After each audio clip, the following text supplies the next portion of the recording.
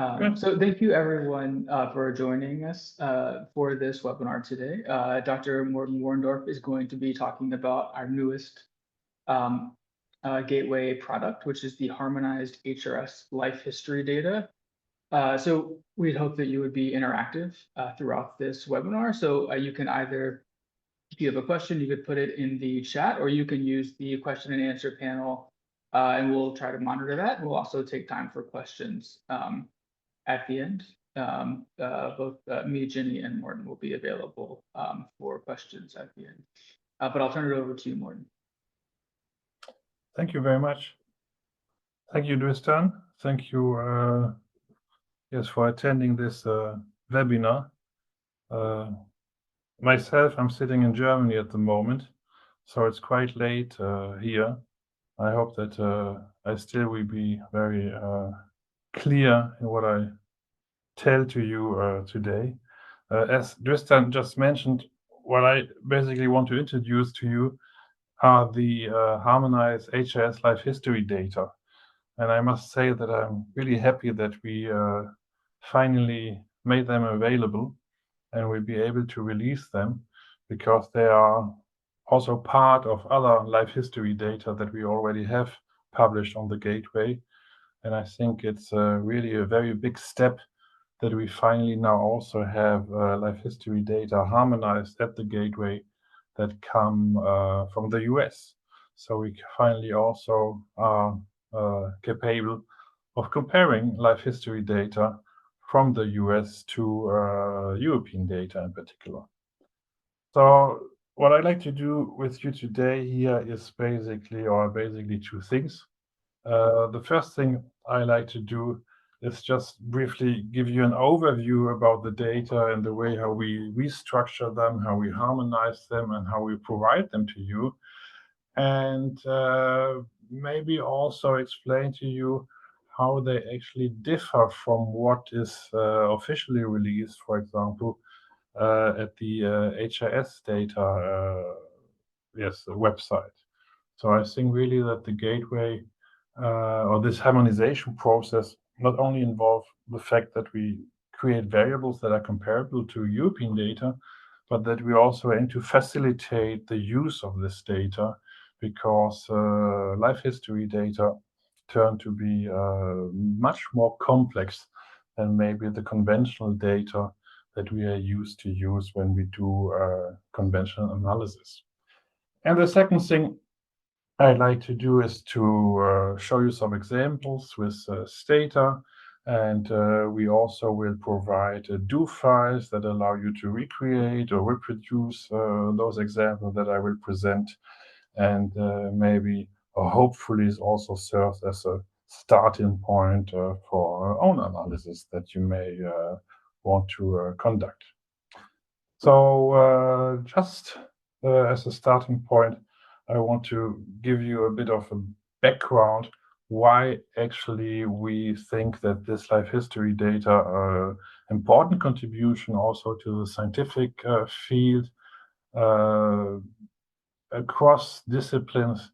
I think that there is a general agreement that it's not only important to look at predictors that occur more or less at the same time as outcomes that we are interested in, for example, in case of epidemiology. But it is also important to look back, to look at childhood condition, to look at life courses, and to use this information also to explain later life outcomes. So myself, I'm a medical sociologist, and I'm very interested in explaining why health inequalities exist in older ages. And here we realize that these inequalities often already start at early ages, but also are translated in labor market disadvantages that then are also translated in poorer health outcomes later in life.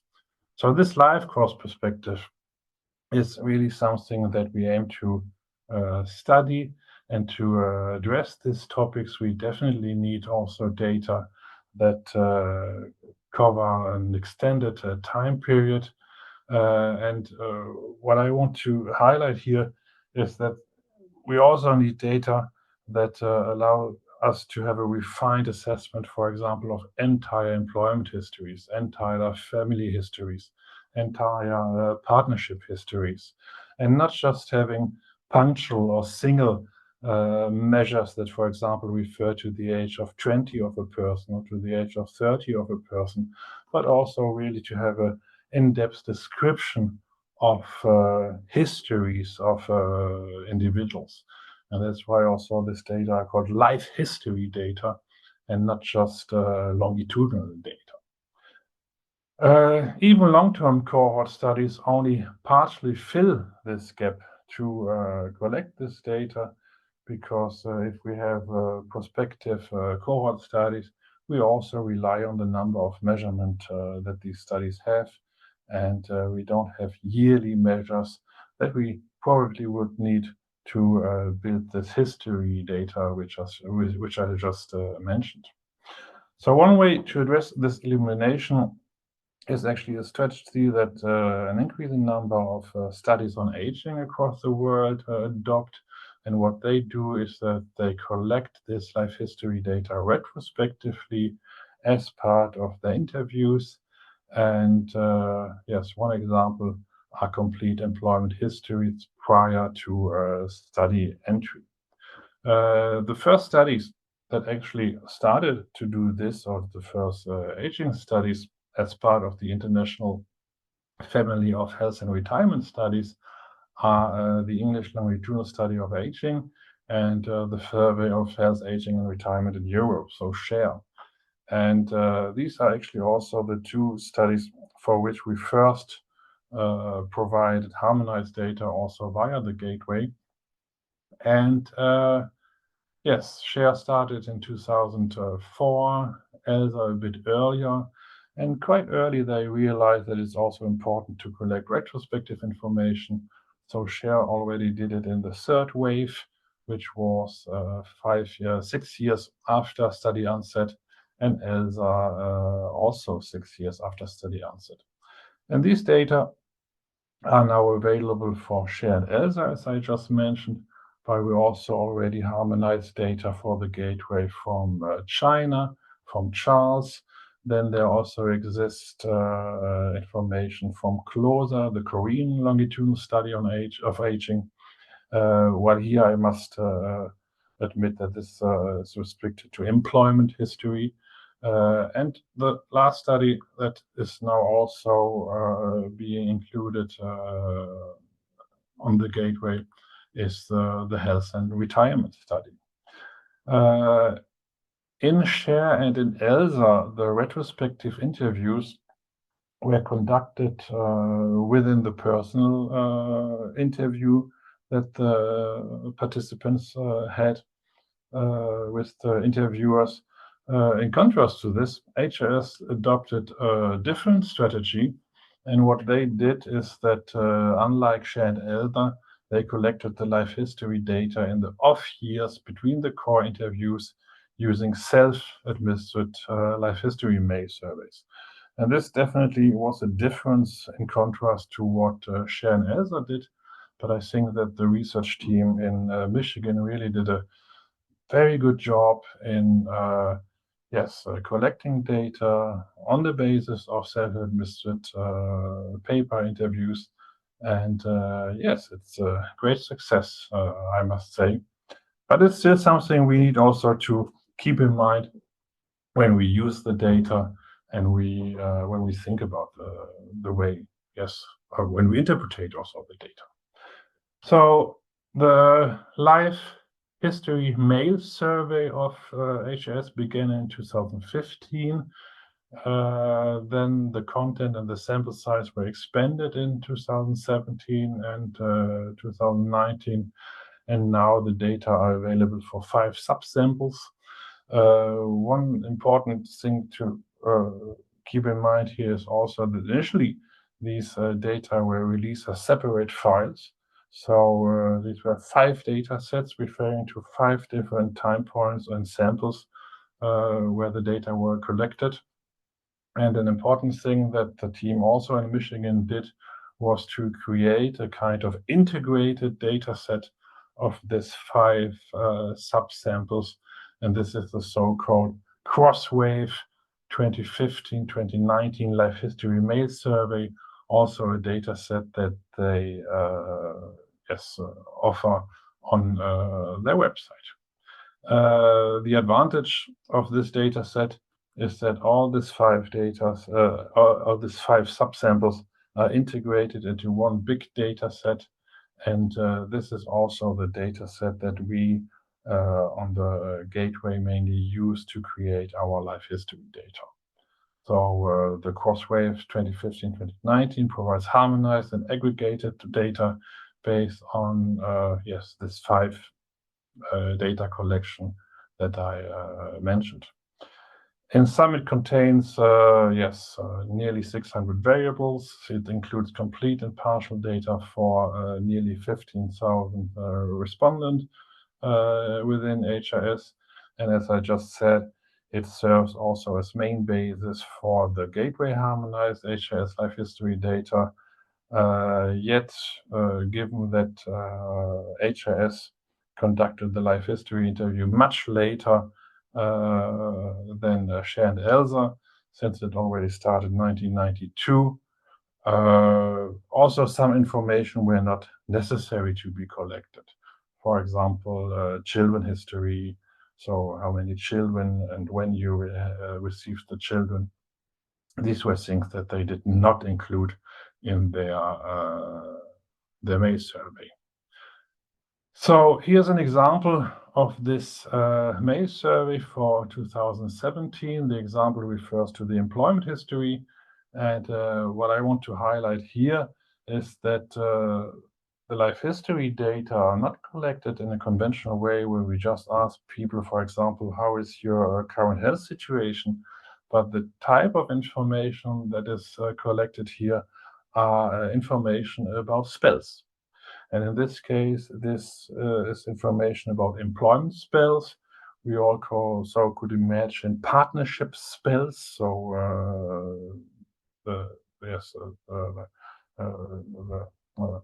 when you had a partner, or also a residential spell. So when you lived at a specific place. And thing about this type of information is that you always collect the year when the spell started and when it ended. And in addition to that, you also ask about details that refer to this spell. And in case of employment, it's the employment hours for each job. And as you see, there are also more information, but for reason of illustration, I just limit myself to some details. Then we have also details on the situation after leaving the job. But given that here several categories were possible to mention, we could not really identify what exactly was the state after that they left the employment spell. So it's not clear how long the situation lasted and which situation to use if several are mentioned. So this is maybe a restriction, also already a difference compared to Cher and Elsa. So I just said that this information is collected in a way where for each individual we have, in case of employment, as many information on spells as he or she had jobs. So for one person that could be up to 10 jobs, and for another person it also could be just 3 spells, or even only 1 spell if he had continuously just 1 job for their entire life. And that really makes it a bit difficult to conduct also analysis. And as I write here, the original data also on this integrated data set that I just showed to you is provided in a rather complex wide spell format with repeated information on for each job spell a respondent reported, including state description and when spell started and ended. And here's an example, really simplified for reason of illustration, but we have one case that had just 2 jobs. It started in 1963, it ended in 1965. He or she was working full-time. Then after that, another job started in part-time, and the second person had continuously just one job for 10 years working in part-time. And that format makes it actually quite difficult to measure simple things, or maybe it's not that difficult, but it requires quite an extensive amount of data managing. Let's imagine we simply just want to know whether the person worked at the age of 40. So we need the birth year, we need to look at the respective year at which the person was 40 years.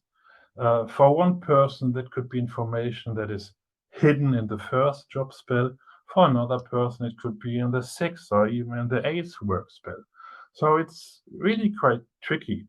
And given that, what we did at the gateway, as I said at the beginning, to facilitate the use of the data, we rearranged the data in a more intuitive so-called state sequence format, where we have one state variable for each age of the respondent. Yeah, so an example would be this here. We have the ID, ID1, and state 20 just describes the situation or the employment situation at the age of 20, in that case, full-time work, etc. This format directly allows to describe condition at a specific age without need of extensive data management, and it's also the standard format for sequence analysis, which is a new statistical or new way of analyzing data, or not a new, but it's maybe a tool that allows you specifically to conduct this type of sequence analysis. I will also give you some example in a few minutes. When we do this data management, for sure, we also have to make some decisions. I mean, here I just gave you the example of employment spells. So what do we do if a person report 2 years here, 2 situation? What do we do if, for example, the end year of a job is missing, but we know when the next job is starting? If it's starting right away. So there are many things that you need to consider and think about. And I don't want to describe to you in all details what we did exactly when we conducted this data management, but I want to refer you to the code book that is also provided with the data.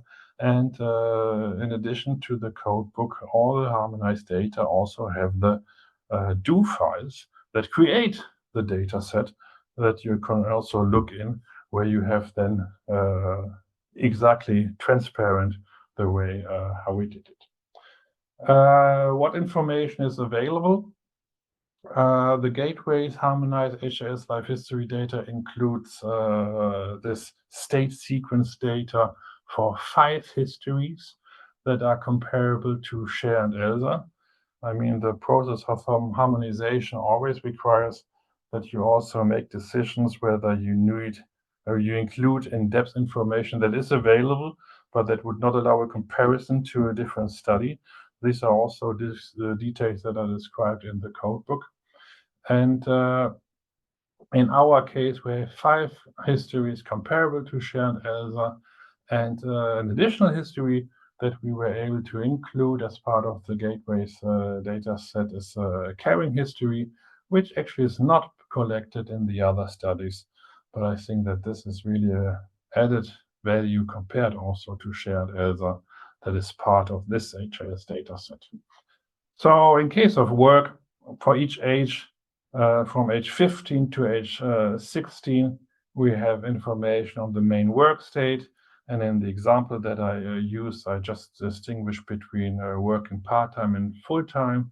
But we also were able to include information of full-time education, on retirement, And in some, we have 8 different states, work state that we were able to define. In case of partnership, we derived a simple variable whether the person lived with a partner or not, irrespective of marital status. In case of children, for each age, we have the number of children that the person has as a specific age, including information on the age of children. I think this is an important detail, because this means that we exactly know when a person is 40, whether she has also already a grown-up child, or whether she or he still have children that are below a specific age, meaning that maybe also he or she has more caring responsibilities compared to having grown children.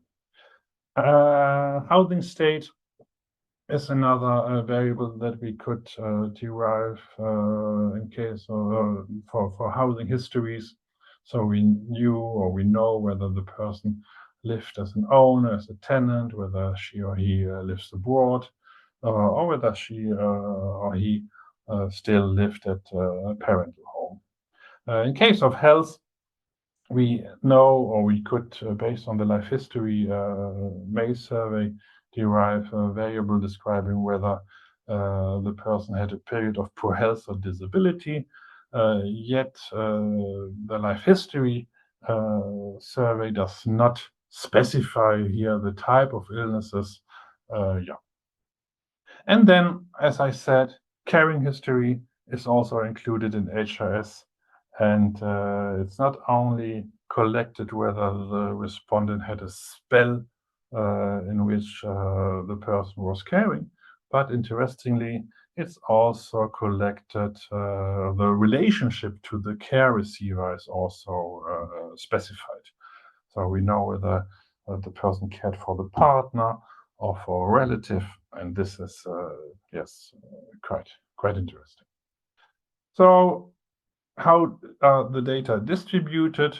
The data can be accessed from the study website. For HRS, we just had the news that it will be released shortly. So I think it should be available there next week at least. And HRS and ELSA life history can, or actually the HRS data can already be accessed from the Gateway data enclaves for people in the US. So if you live in the US, you already can use them.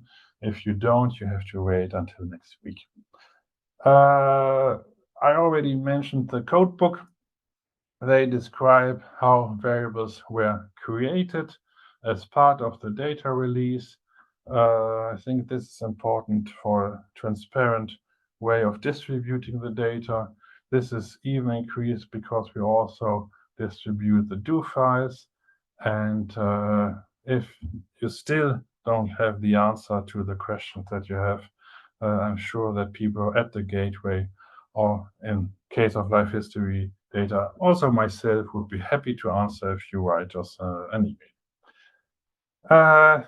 Here an example of the employment history, and I think that this picture already nicely illustrates the richness of the data that could be derived based on this life history data. So here really for every age, from age 50 to age 65 in this case, we could yes, here calculate the proportion that people spend in a specific work state. So if you look at men and women, we definitely see that the amount of people in full-time education is much higher at the beginning of the life course, but that then in particular men entered the labor market, worked full-time. In case of women, maybe that's not as high the proportion, or it is not as high. We also have quite a, or we have not a large, but we still have also a proportion of women that were working part-time. And then you also spot something specific about HRS, that we also have different states referring to not working. And unfortunately, in contrast to ELSA, share, we were not enabled here to specify, for example, if they were unemployed or if they were doing home or family work. because there were several categories that could be mentioned that I just showed before.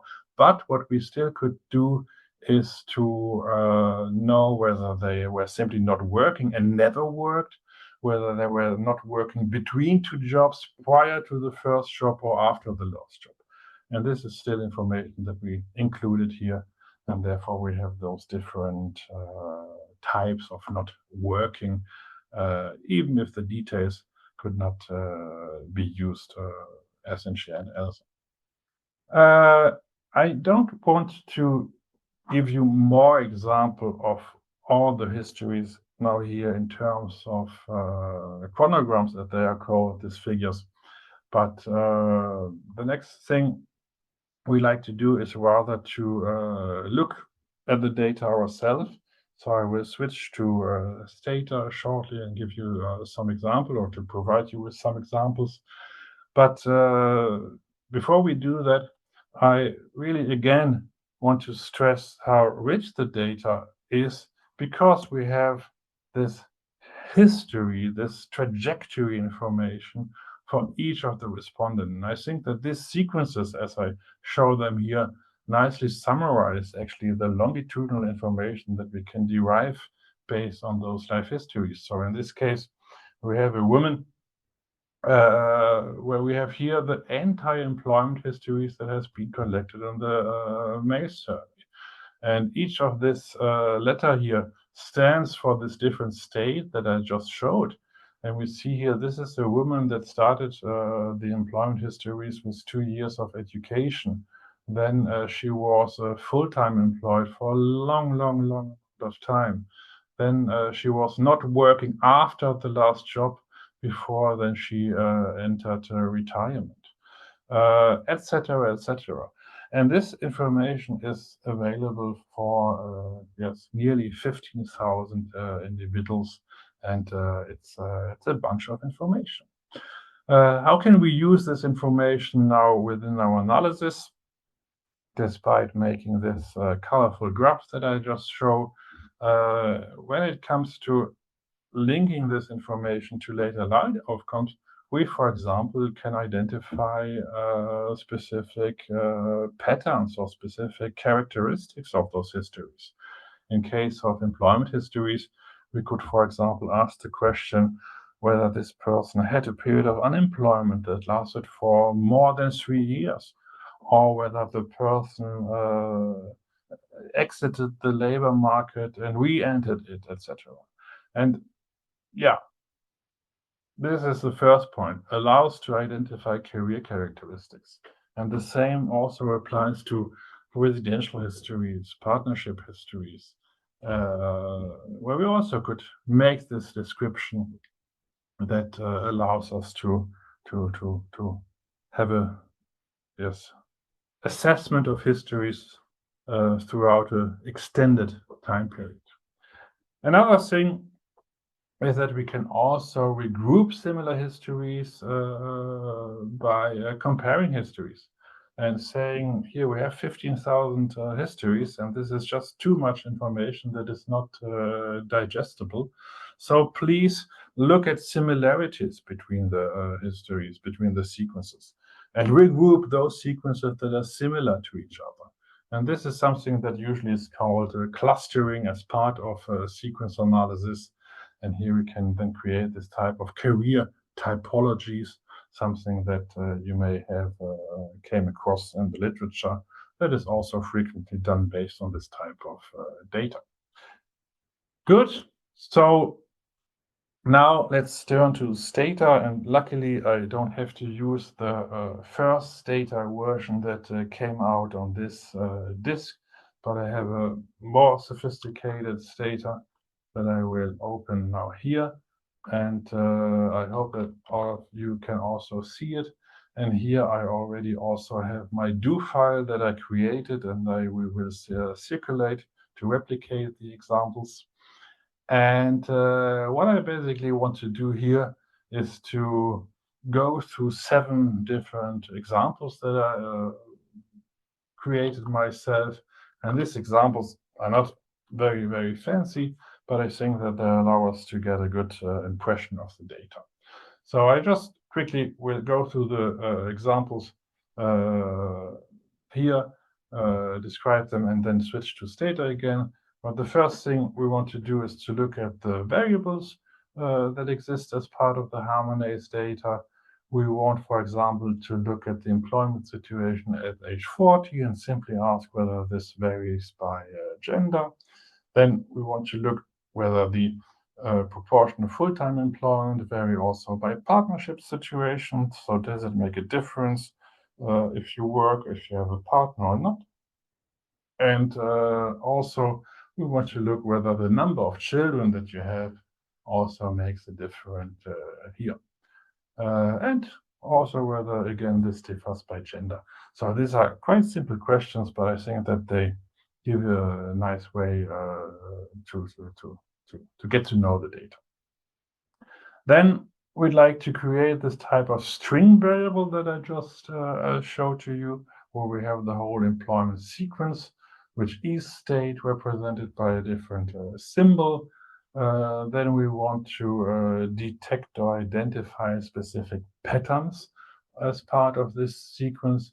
And in our case, we want to create a variable whether the respondent moved from full-time work to part-time work for at least 3 years between age 15 and 15.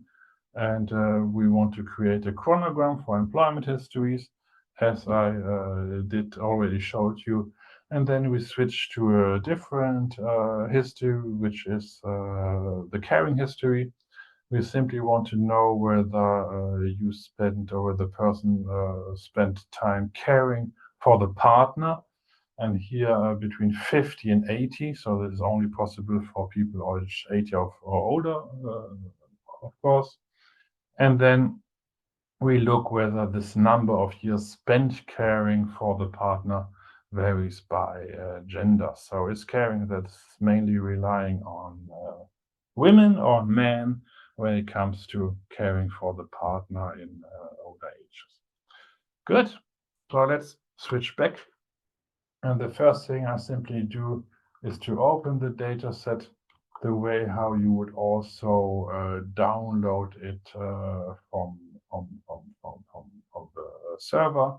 And as you already see, I have here, or maybe you even don't see it because it's a bit too small. That's why I will make it a bit larger. You see already all the different names of the variables, including labels.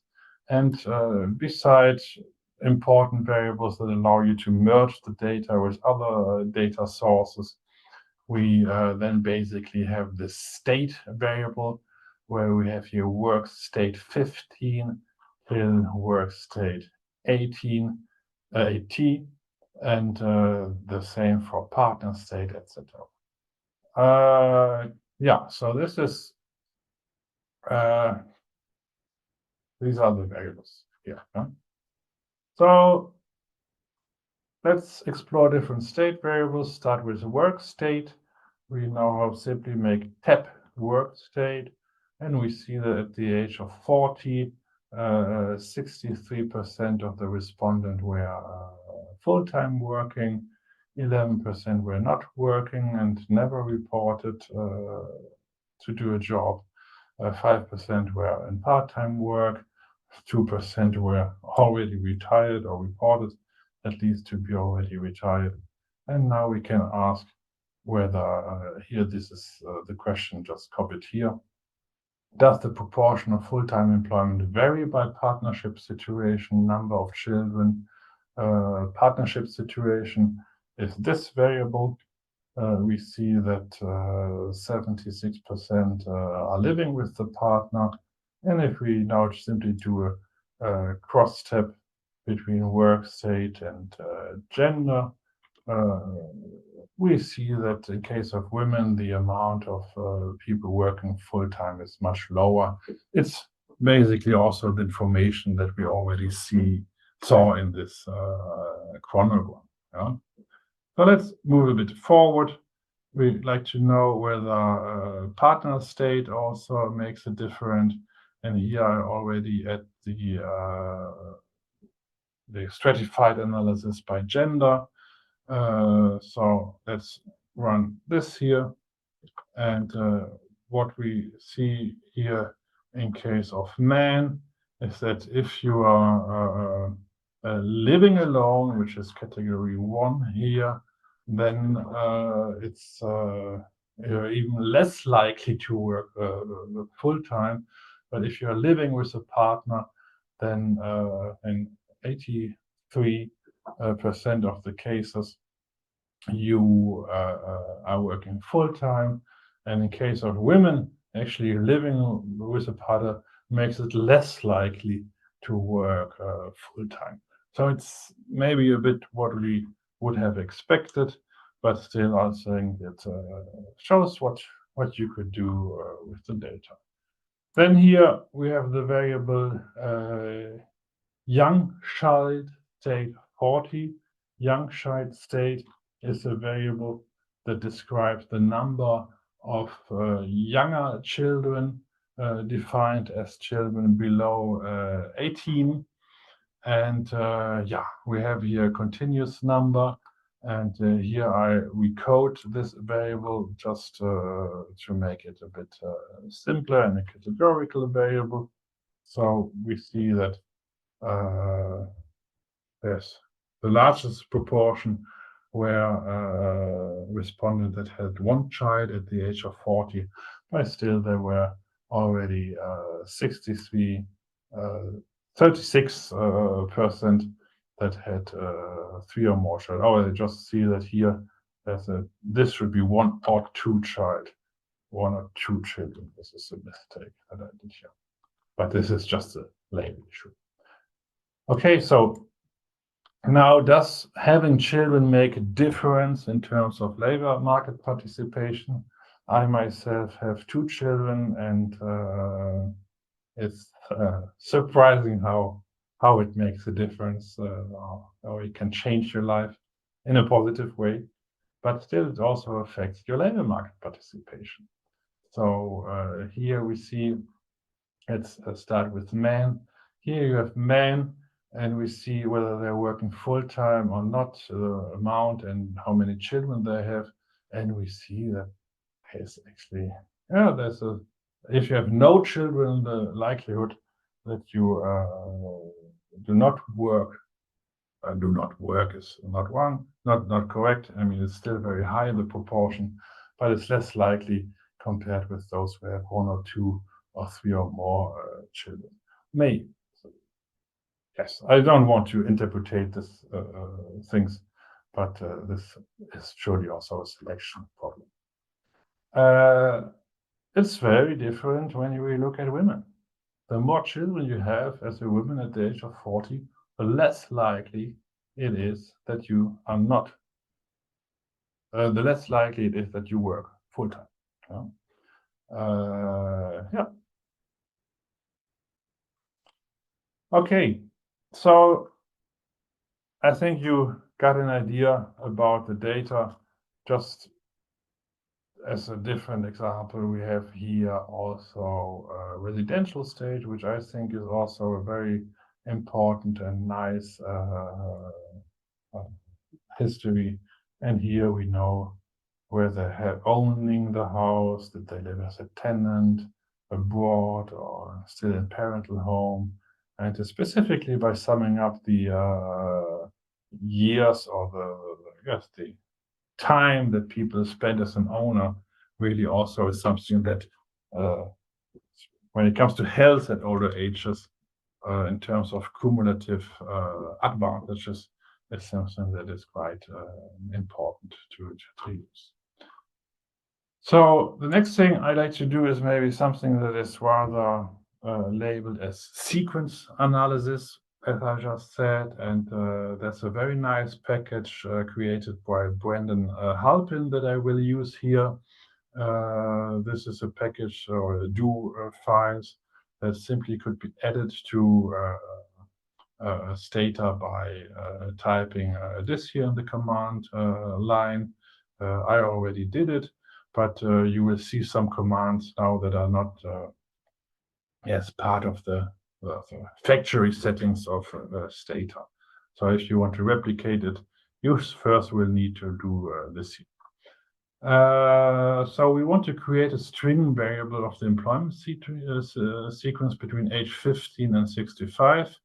And of course, if I want to do so, I cannot use persons that are 46, for example, or 57, because they haven't reached the age of 65 yet. So that's why I limit my sample to people age 60 or older. And to do so, I simply run this regression with all the variables, and then I keep the sample of those who have been included in this regression. And then comes the command that actually creates this sequence in a string variable, which is here stripe work state till work state 65. And then I just define the variable name, how it should be created. And here I define the labels, not the labels, the symbols that I want to use for all the categories. So the first symbol is for the first category, second for the second, etc. And if I do so, I will see that a new variable has been created here, which is this here. And if I just list, for example, the first observation, now I see the sequences exactly the way how I presented them in my presentation.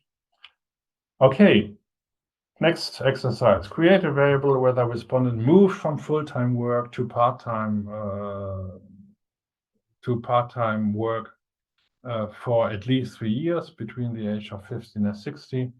For this, I use a very, very nice function in Stata, which is regular expressions. So I simply ask whether in this string this pattern occurs. And F is full-time work and P is part-time work.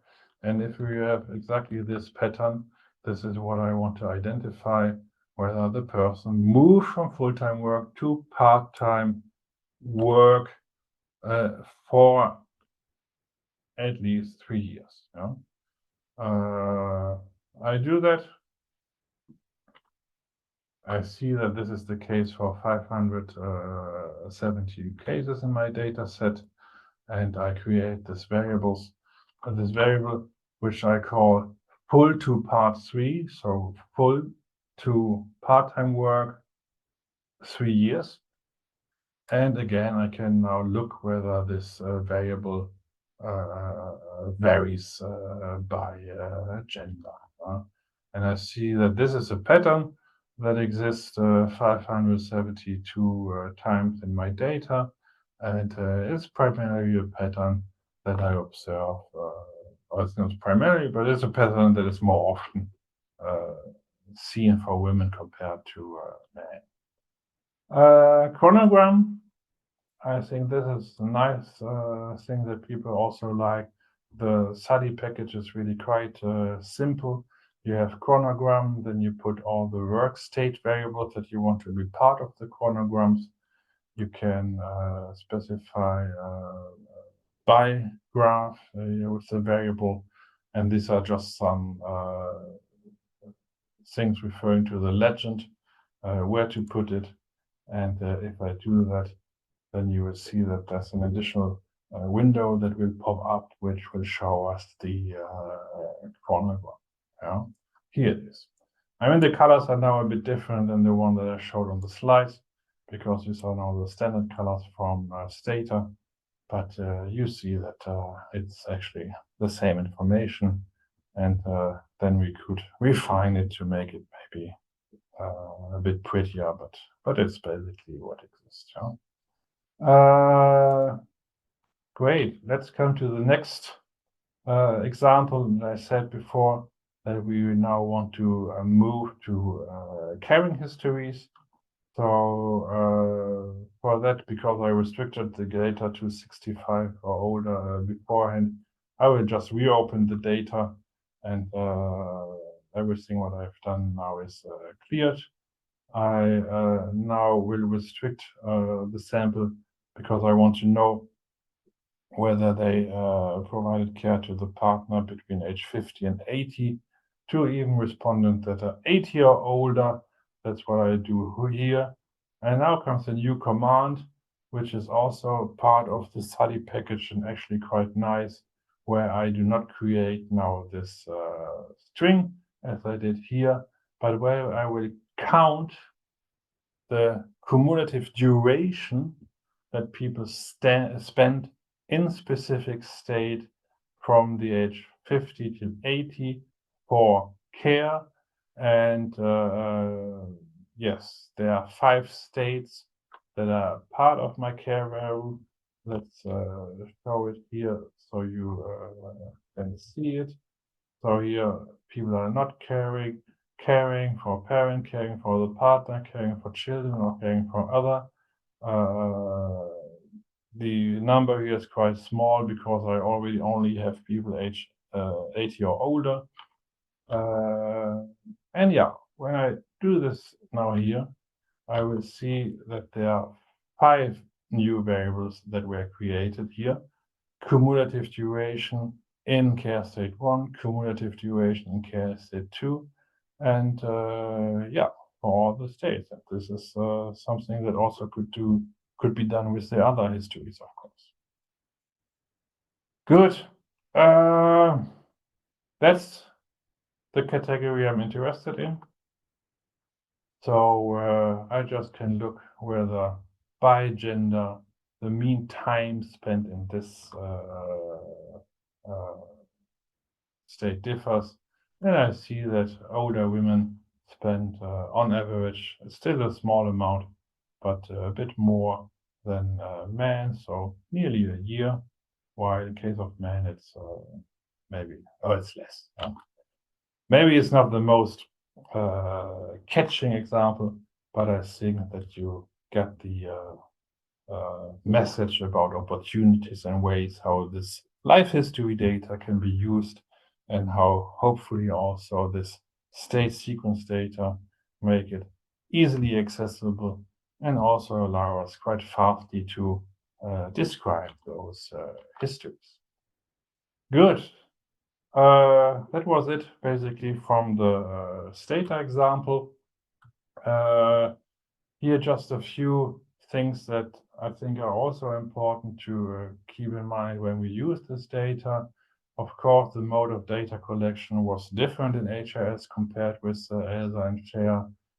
We also had aspects that were collected in single surveys, but not in the others. For example, in share and HRS, we have more details about the jobs.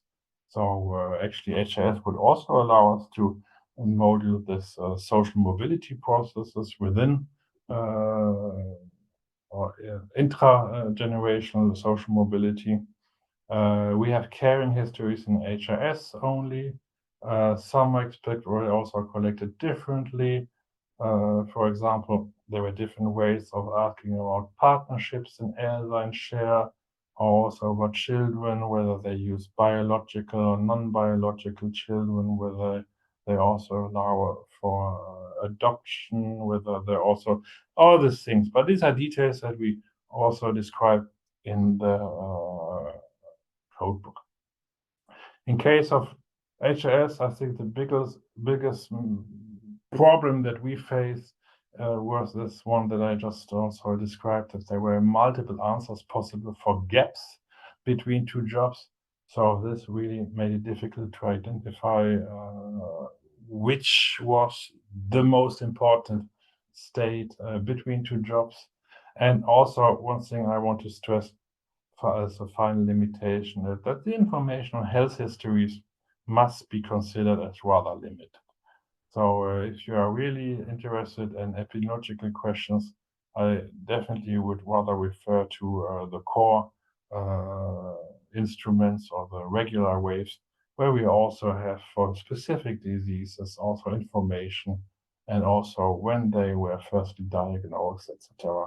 So this is then definitely a better type of data source. I already said Harmonized data exists already for ELSA, shared CHARS, now HRS. Closer job history is in the production. There will be the data accessible, and of course we require that there is a citation, but I think this is self-evident and doesn't need to be mentioned. And finally, I want to refer you to upcoming webinars that will also be available. And here two are named. The first will be about the education policy series, also a very important aspect where we produce data that describe policy variables of countries. And then the Indian Lassi data will also have another webinar in early July. That's it from my side. I hope that this was informative, that you get an idea about the HRS data. I hope it was not too long and that we still have time for questions. Thank you. Thanks so much, Martin.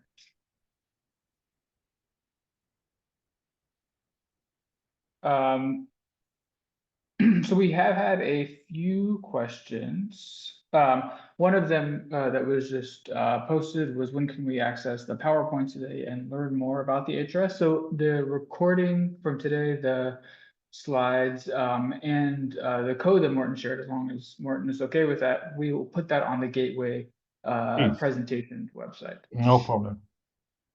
So that'll be available probably by tomorrow, Monday for sure.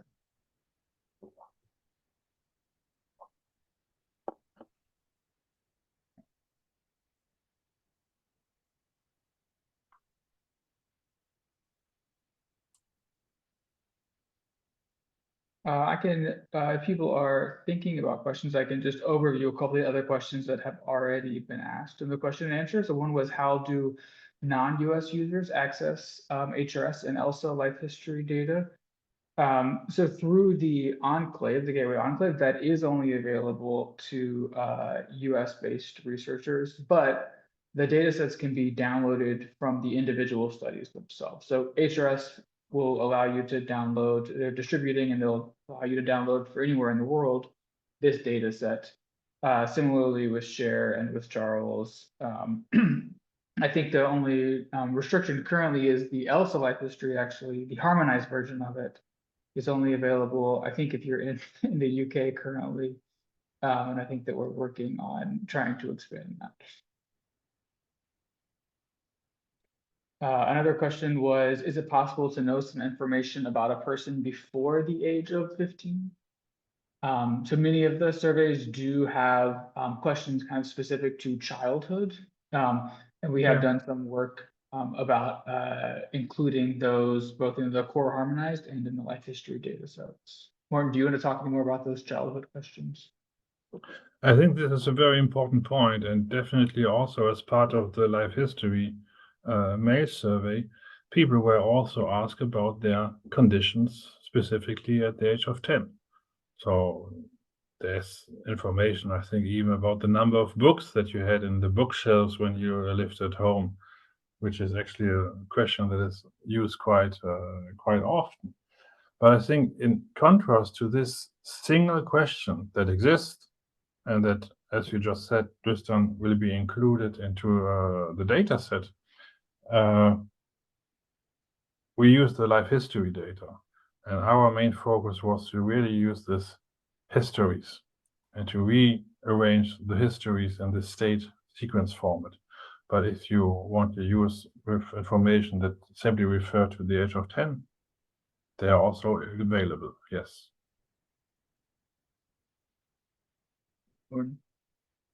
Another question was, how is a specific harmonized data harmonized with other HRS family studies? For example, is the harmonized ELSA life history harmonized specifically with ELSA data only, or does it include harmonization with other studies such as the HRS as well? Do you want to answer that one, Mike? I mean, given that we started the harmonization process with Share and ELSA, I think now when we constructed the HRS data, we also aimed to have something that is comparable to these first two data sets. I think Charles is another life history data that exists, but from different reasons or for many other reasons, I think that the way how this life history data are comparable is restricted. Yeah, but maybe if people would, for example, just want to focus on ELSA and HRS, then probably also you could refine and adopt also this data code that we provide to make this two histories more comparable than we provide them now, enabling comparison between the three surveys. So that's definitely something that could be done, yes. But the point of reference for us was shared ELSA. And surely if the point of reference would have been HRS in first instance, then probably the shared ELSA life history would also have turned to be different than they are now. Yeah, and the ELSA and shared life history surveys themselves, apart from our harmonization, are probably the most similar also. Yeah. So they Yes, were also very similar, whereas Charles and HRS, I think, focused on some different things and used some different methods for collection.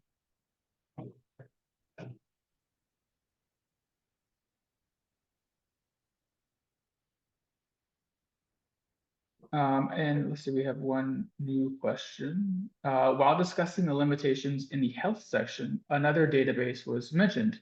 Could you clarify which database it was? I mean, we have information that is collected as part of the regular waves in those studies on aging. For example, also in HRS, every 2 years, people are asked about their current health situation.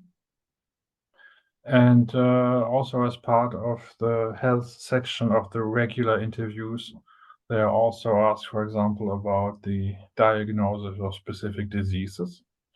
And the first time they're asked about it, they're also asked about the year at which it was firstly diagnosed. And this is just different questionnaire that has been asked to them at a different time point as part of this regular wave. I think the main aim now of this life history questions is to say we know much about them from the regular waves, but we actually not know much about them before they entered the study.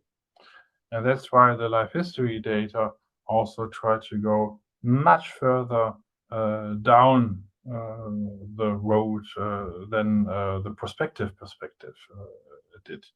And so combining these two sources is definitely also what needs to be done. And I presented here, for example, a lot of different characteristics, and for descriptive reasons, they're probably nice. But let's take, for example, this care burden that we observe here for people in charge of caring a partner. For me, it would now also be interesting to know whether this is related to mental health, for example, of the caring person. And to study these questions, I must merge the data to information from the regular waves. Yeah, and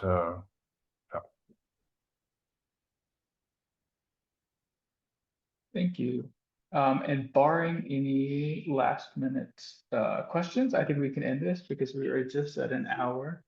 I do want to thank everyone who attended, and more than that, especially want to thank you for all your work on this and for leading this webinar today.